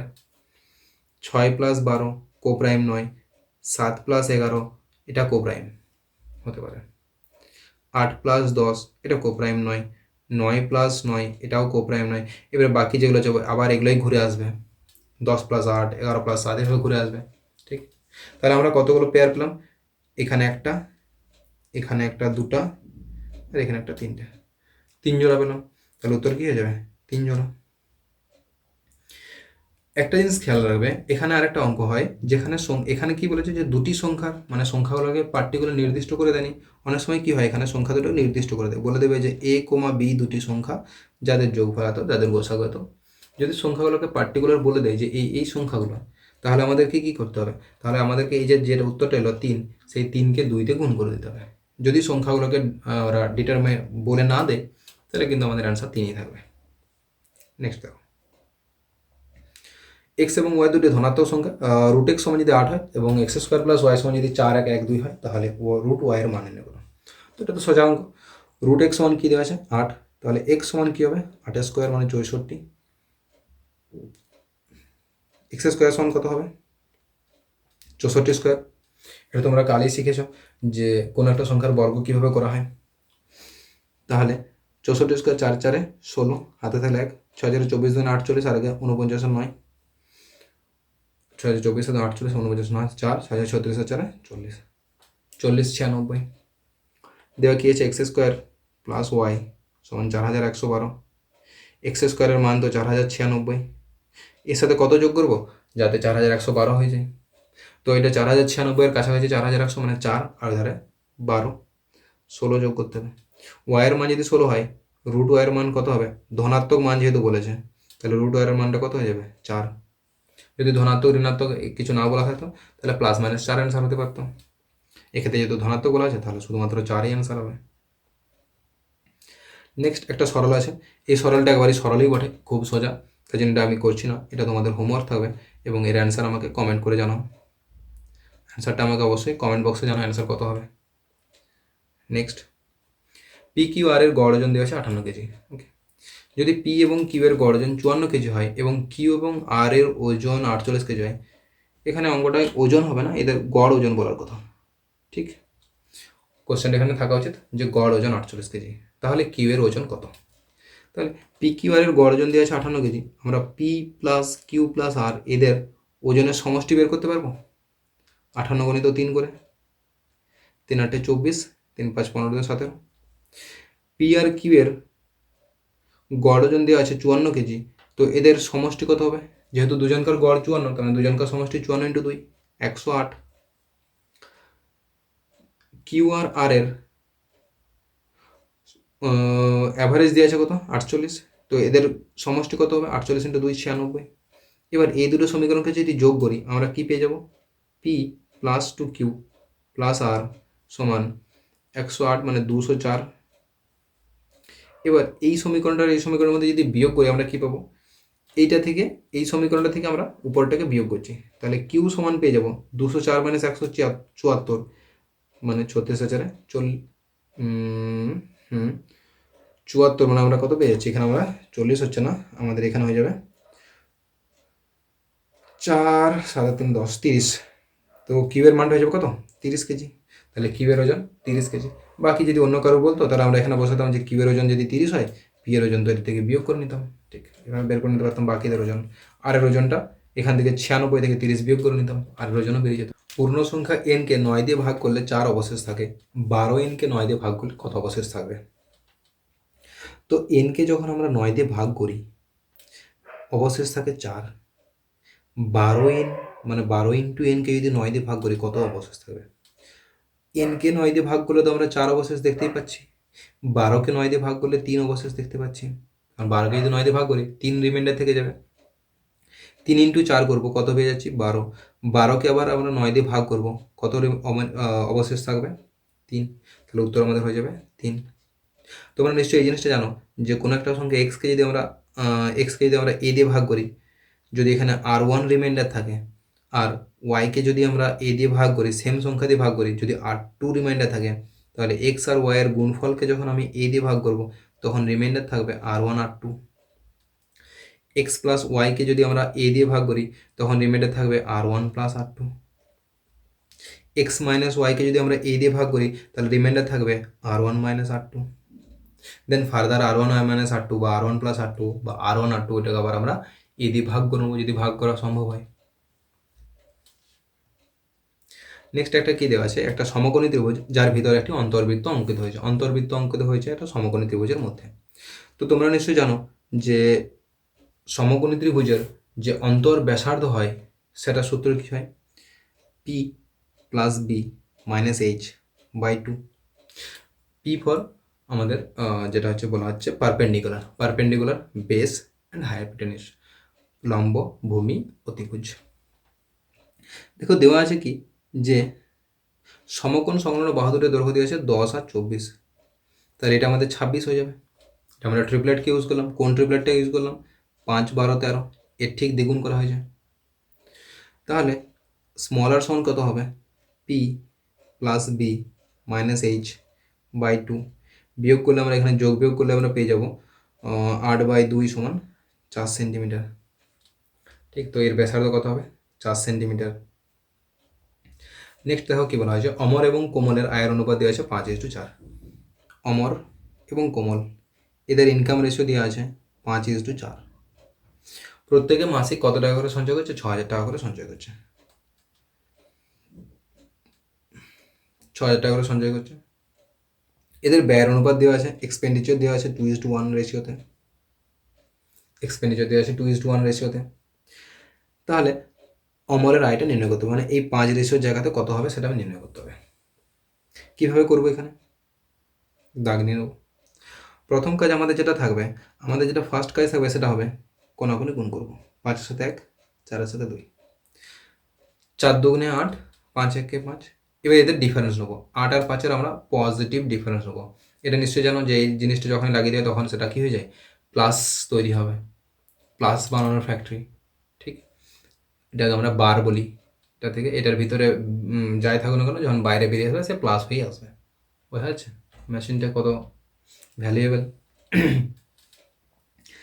তো এখানে আমরা কত পেয়েছি? 3 রেশিও, ইকুইভ্যালেন্ট টু। নেক্সট কাজ আমাদের কি থাকবে? নেক্সট কাজ আমাদের থাকবে এইখানে যেটা আছে বাকি গুণটা করার। বাকি কার সাথে কার করবো? এই দুটোর মধ্যে গুণ করব, তারপর তাদের মধ্যে ডিফারেন্স নেবো। তো 2 × 6 = 12, -12,000, 1 - 6 মানে -6,000। এই দুটোর মধ্যে ডিফারেন্স নিতে হবে। এই দুটোর মধ্যে ডিফারেন্স কত হবে? সংখ্যা রেখাটা দেখো তাহলে ভালো বুঝতে পারবে। এখানে সাপোজ কোথাও 0 আছে, এখানে -1, -2, -3 ভাবে কোথাও না কোথাও যে -6,000 পাবো। পর এখানে আবার কোথাও না কোথাও -12,000 পাবো। তো এই দুটোর মধ্যে ডিফারেন্স মানে কি? এই দুটোর মধ্যে গ্যাপ কতটা? গ্যাপ কতটা আছে? 6,000-এর গ্যাপ আছে। আমি তো বলছি শুধুমাত্র গ্যাপটা দরকার আমার, পজিটিভ বা নেগেটিভ দরকার নেই, শুধু গ্যাপ দরকার। গ্যাপ কত? 6,000। তো 3 রেশিওর ভ্যালু 6,000, 1 রেশিওর ভ্যালু 2,000। আমাকে বের করতে হবে 5 রেশিও, 5 রেশিওর ভ্যালু 10,000। তাহলে অ্যান্সার আমাদের হয়ে যাবে অপশান ডি, 10,000 টাকা অমরের আয়। নেক্সট একটা টেবিল দেওয়া আছে। তো যখনই আমাদের টেবিলের অঙ্ক থাকবে তখন আমরা কী করবো? প্রথমে টেবিলে কী দেওয়া আছে সেটা আমাদেরকে ভালো করে দেখতে হবে। অনেক বিদ্যার্থীর কি টেন্ডেন্সি থাকে যে ছুটে চলে যাবে কোশ্চেনটার দিকে।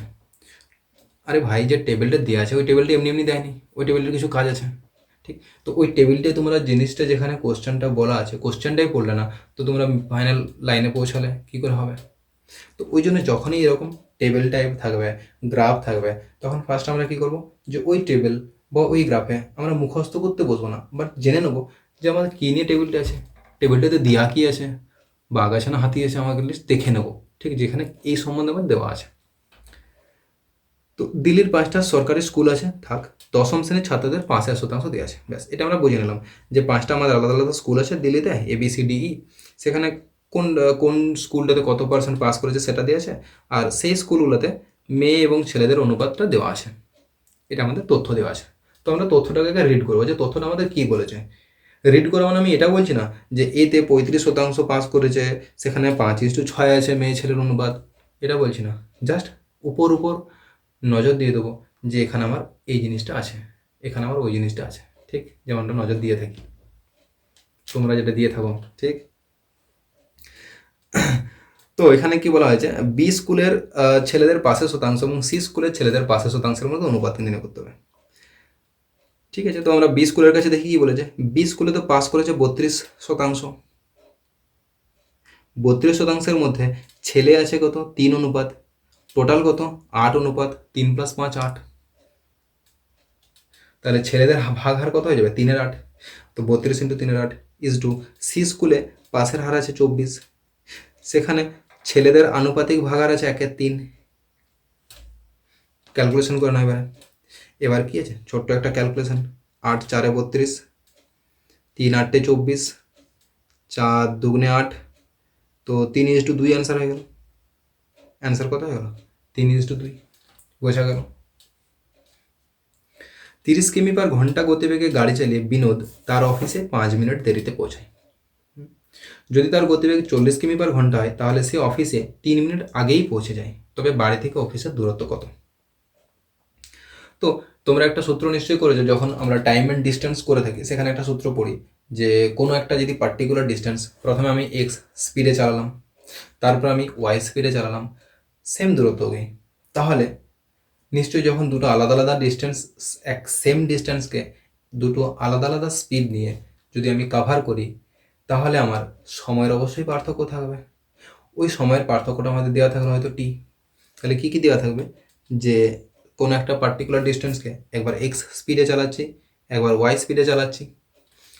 এবার এদের যে দুটো সময়ের পার্থক্য হবে সেটা দেওয়া আছে টি।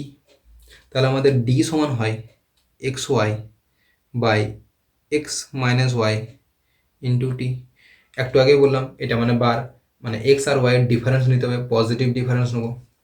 তাহলে এখানে লাগাও ডি সমান স্পিড কী দিয়ে আছে 30, আর একটা স্পিড দিয়ে আছে 40, দুটোর মধ্যে অন্তর কত 40 মাইনাস 30 মানে 10 ইন্টু টি। এবারে স্যার টি কোনটা নেবো, 5 নেবো নাকি 3 নেবো?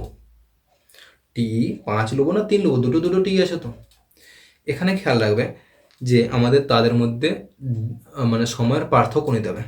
আমরা যদি একটা লাইন নাম্বার লাইন দেখি, এইখানে যদি আমি পৌঁছাই, তাহলে আমি ধরে নিচ্ছি যে এক্সাক্ট টাইমে আমার যখন অফিস পৌঁছাতে হবে আমি 9টার সময় অফিস পৌঁছাবো। সাপোজ আমি 11টায় অফিস সাধারণত পৌঁছাই, 11টার সময় এখানে পৌঁছাবো। 5 মিনিট দেরি হওয়া মানে কি, মানে আমি এখানে কোথাও না কোথাও পৌঁছাচ্ছি, যার জন্য আমার 5 মিনিট দেরি হয়ে গেছে। তার মানে এখান থেকে এটা 5 মিনিট, এই গ্যাপটা। 3 মিনিট আগে পৌঁছে যাওয়া মানে কি, আমি সময়ের থেকে আগে পৌঁছে গেছি, হয়তো এখানে আমি পৌঁছে গেছি, এই গ্যাপটা বলা আছে 3 মিনিট। তাহলে এই দুটো যে সময় লেগেছে, এই দুটোর মধ্যে গ্যাপ কত, 8 মিনিটের। তাহলে আমাদের 8 মিনিট, কিন্তু সবাই চলছিল কিমি পার ঘন্টা, একেও আমরা নিয়ে আসবো ঘন্টাতে, ঘন্টায় নিয়ে আসার জন্য 60 দিয়ে ভাগ করে দেবো, হয়ে গেল অঙ্ক। এবার ভাগটা করে নাও শুধু, এবার শুধু আমরা ভাগ কাটাকাটি করে নেব। 10 3 30, 3 20 60, 20 2 40, 2 8 16 কিলোমিটার। তাহলে কত কিলোমিটার দূরত্ব, বাড়ি এবং অফিসের মধ্যে দূরত্ব 16 কিলোমিটার। একটি সমদ্বিবাহু ত্রিভুজ এবিসিতে যদি এবি সমান এসি সমান 26 হয় এবং বিসি সমান 20 হয়, তাহলে এবিসি ত্রিভুজের ক্ষেত্রফল নির্ণয় করতে হবে। তো দেখো এটা একটা সমবাহু ত্রিভুজ, সমদ্বিবাহু ত্রিভুজ। সমদ্বিবাহু ত্রিভুজের সমতে আমি দেখেছি অনেক ক্যান্ডিডেট আছে যারা ওই একটা টিপিক্যাল টাইপের সূত্র হয় না কি, 1/4 root under 2b square minus, এই টাইপের একটা কিছু টিপিক্যাল ফর্মুলা আছে, ওই ফর্মুলাটা মুখস্থ করে রাখে। বাট তোমাদেরকে আমি বলছি যে ওই সূত্রটা মুখস্থ করতে হবে না, ঠিক?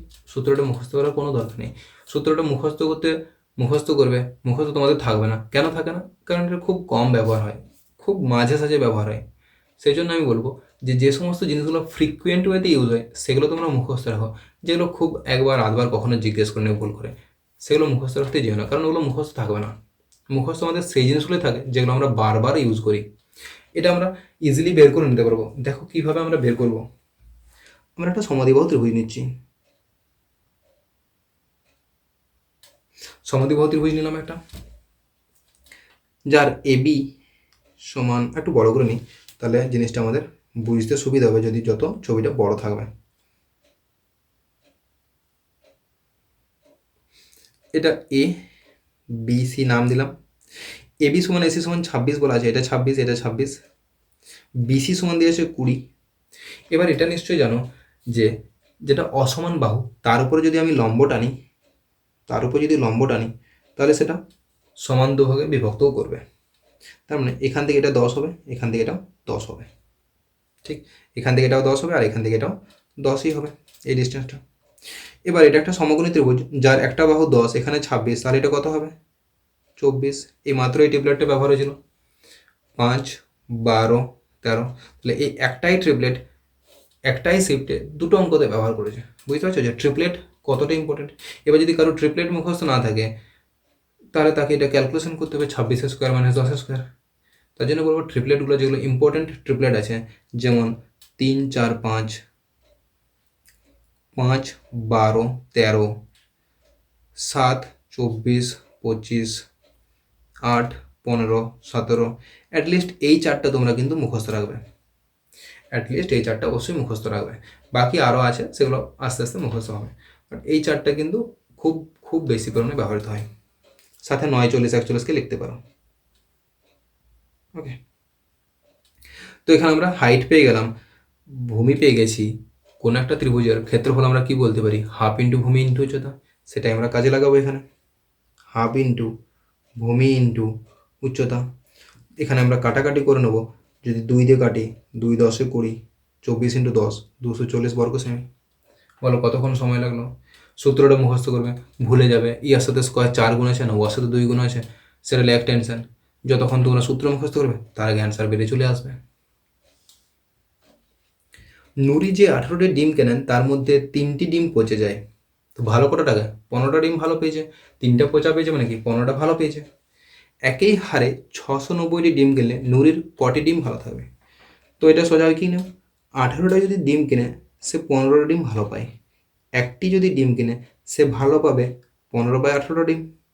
নুরি যদি 690টা ডিম কিনে তাহলে ভালো পাবে 15/18 গণিত 690। এবার এখানে সিম্পলি আমরা কাটাকাটি করব, 3 5 15, 3 6 18, 6 1 15, 115, গুণ করলে আমরা পেয়ে যাব 575। তার মানে সে 575টা ভালো ডিম পেয়ে যাবে, 575টা ডিম ভালো পাবে। যদি sec থিটা সমান 5x হয় এবং tan থিটা সমান 5/x হয় তাহলে 10 into x square minus 1/x square এর মান কত হবে? তোমরা যখন ত্রিকোণমিতি করেছো তখন 3টে সূত্র অবশ্যই মুখস্থ করেছো। Sine square theta plus cos square theta সমান 1, sec square theta minus tan square theta সমান 1, cosec square theta minus cot square theta সমান 1।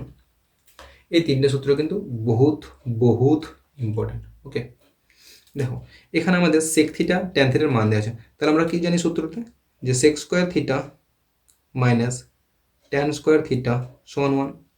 সেক থিটার মান যদি 5x হয়, সেক স্কোয়ারের মান কত হবে? 25x square. ট্যান থিটার মান যদি 5/x হয়, ট্যান স্কোয়ারের মান কত হবে? 25/x স্কোয়ার সমান 1। 25 কমন নেবো, x square minus 1/x square সমান 1, x square minus 1/x square সমান 1/25। 25 গুণ ছিল ধরে যে ভাগ হয়ে যাবে। এবার বের করতে কী হবে আমাদেরকে? 10 into x square minus 1/x square. ঠিক, উভয় পক্ষে আমরা 10 দিয়ে গুণ করে দিচ্ছি, উভয় পক্ষে আমরা 10 দিয়ে গুণ করে নিচ্ছি, এটা আমাদের 25 আছে। এবার আমরা এখানে কি করব? কাটাকাটি করব, 5 দুগুণে 10, 5 5 25, 2/5। অ্যান্সার হয়ে যাবে আমাদের অপশান এ, 2/5। নেক্সট দেখো একটা গ্রাফ দেওয়া আছে, গ্রাফটাতে কি বলা আছে, যে পুরুষ এবং মহিলা কর্মীদের গ্রাফটা, সেখানে 4টা আলাদা আলাদা কোম্পানি আছে, a company, B, C, D. তাহলে আমরা গ্রাফ থেকে পড়ে কি বুঝলাম, যে 4টা আলাদা আলাদা কোম্পানি আছে, এ, বি, সি, ডি। সেখানে পুরুষ আর মহিলা কোনটাতে, কোন কোম্পানিতে কতটা পুরুষ আছে, কতগুলো পুরুষ আছে, কতগুলো মহিলা আছে, সেটা সম্বন্ধে জানা তথ্য দেওয়া আছে আমাদের। ব্যাস এইটুকু রিড করলে যথেষ্ট। এবার জানতে চাই যে কোন কোম্পানির পুরুষ ও মহিলা কর্মচারীর সংখ্যার মধ্যে সর্বাধিক পার্থক্য রয়েছে, মানে ডিফারেন্সটা মহিলা এবং পুরুষ কর্মচারীর মধ্যে সব থেকে বেশি কোন অফিসে, মানে কোন কোম্পানিতে। গ্রাফটা যদি আমরা ভালো করে লক্ষ্য করি তাহলে দেখতে পাবো এইখানে যে ডিফারেন্সটা আছে সেটা সব থেকে বেশি, কারণ কোথায় এখানে আছে, কোথায় এখানে আছে ডেটাটা, এই দুটো দেখো সব থেকে কাছে আছে, তাহলে ডিফারেন্স সব থেকে কম। এই দুটোর ডিফারেন্স সব মাঝামাঝি জায়গাতে আছে এবং পরস্পরের সাথে সমান আছে। তাহলে আমরা এটা গ্রাফ দেখেই বলতে পারছি উত্তর কী হবে, ডি। লাস্ট অঙ্ক আজকে, 4 সদস্যের একটি পরিবারের মোট বার্ষিক আয় 12 লক্ষ টাকা। তো 1 বছরের আয় কত? 12 লক্ষ টাকা। পরিবারের প্রত্যেকটি সদস্যের অবদানের শতাংশ দেখায়। তাহলে এখানে যে ফাদারের উপরে 33, মাদারের উপরে 23 এগুলো লেখা আছে, তার মানে কি ফাদার 33 লক্ষ টাকা রোজগার করে না, ফাদার কি করে, যে 12 লক্ষ টাকাটা রোজগার হয় তার 33% ফাদার রোজগার করে নিয়ে আসে, তার 23% মাদার রোজগার করে নিয়ে আসে। ঠিক, এটা বোঝানো হয়েছে। সর্বোচ্চ এবং সর্বনিম্ন উপার্জনকারী সদস্যদের বেতনের পার্থক্য কত? তো সর্বোচ্চ তো ফাদার করে, সর্বনিম্ন ডটার ইনকাম করে। এদের ডিফারেন্স আমরা দেখতে পাচ্ছি 13%। কিন্তু আমাদের জানতে চেয়েছে টাকাতে কত। তো এই যে 12 লক্ষ টাকাটা, এটা তো 100%-এর মান, 2 3 4 5, এটা আমার 100%-এর মান, কারণ পুরো টাকা মানে 100%, ওটা টোটাল আয়, 12 লক্ষ টাকাটা টোটাল আয় না 100%। বের করতে আমাদের কি 13%। এবার আমরা এখানে যদি কাটাকাটি করে নিই, কাটাকাটি করবো, কাটাকাটি কার সাথে কার করবো, একটা পার্সেন্টের সাথে 100% কাটবো, আর দুটো শূন্যের সাথে দুটো শূন্য কাটবো। 13 × 12 মানে 156, তারপরে 3টে শূন্য, দেখো কোথায় আছে, অপশান ডিতে। তাহলে এই ছিল তোমাদের আরআরবি এনটিপিসি সিবিটি 1-এর 4 জানুয়ারি 2021 শিফট 2। তাহলে এখানে আমরা দেখলাম যে 5-6টা কোশ্চেন একটু ভালো লেভেলের কোশ্চেন জিজ্ঞেস করেছিল। বাকি শিফট যদি দেখো যে শিফট 1-এর কোশ্চেনগুলো, তো সেগুলো কিন্তু তুলনামূলক ইজি কোশ্চেন ছিল। তো চলো, আশা করি অঙ্কগুলো সবগুলোই বোঝা গেছে। যদি কোনো অঙ্ক বুঝতে অসুবিধা হয় তাহলে তোমরা কমেন্ট করে বলতে পারো, আমি চেষ্টা করবো তোমাকে সেখানে ক্লিয়ার করে দেওয়ার। আর যে দুটো হোমওয়ার্ক দিলাম সেই হোমওয়ার্কের কোশ্চেনের অ্যান্সার অবশ্যই জানাবে কমেন্ট করে। চলো তাহলে নেক্সট আমরা আবার কোনো একটা অন্য কোনো একটা শিফট নিয়ে আলোচনা করব। আজকের ক্লাসটা এখানে রাখছি। যদি তোমাদের ক্লাস ভালো লেগে থাকে তাহলে চ্যানেলটাকে অবশ্যই লাইক, শেয়ার আর সাবস্ক্রাইব করে নিও, আর বাকি নিজেদের বন্ধুদের মধ্যে শেয়ার করে নিও।